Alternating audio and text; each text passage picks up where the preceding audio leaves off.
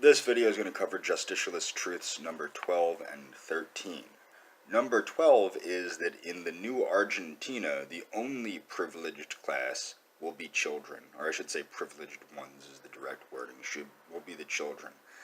This is very important. Now, I'm not going to use the Argentine interpretation, although I believe what Juan Perón meant is that there will be no privileged class, as in, like, the top 1%.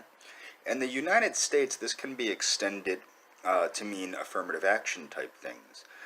For example, what people don't understand is when there are privileged castes or privileged people, this causes disunity and warring amongst the people. Now, people don't understand this. In the United States, there's a lot of self-segregation and organic mixing of the various populations. We have a very diverse population. I'm going to get into this with a video particularly dealing with the similarities between Argentine and U.S. demographics. There's more similarities than you might think, culturally and whatnot. But first I want to explain this.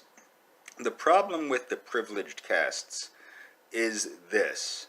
It causes the underprivileged castes that are not favored to get quite angry, which causes disunity and chaos, which is what you're avoiding with third positionism.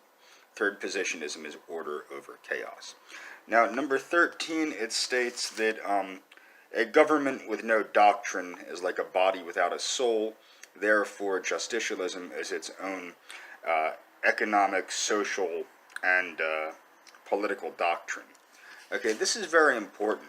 Again, this explains why we see a decline in the United States. Now, the reason why is because what has happened in the U.S. is we have gotten away from our value system as outlined in our founding documents, the Declaration of Independence, the Constitution, and the Bill of Rights.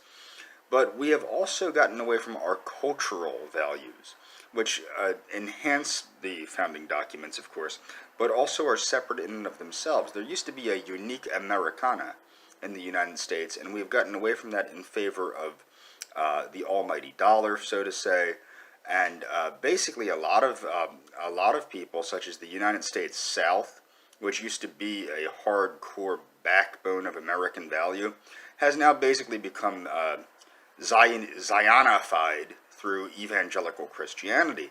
Some of the biggest supporters of Zionism are in the United States South. Because of the born-again Christianity and this dispensational nonsense. So what you need is a unifying doctrine. And we already have that in the United States. But what justicialism stated is it is its own political, economic, and social doctrine for that very reason, to revitalize the nation of Argentina. And the same concept would apply to the United States, bar none.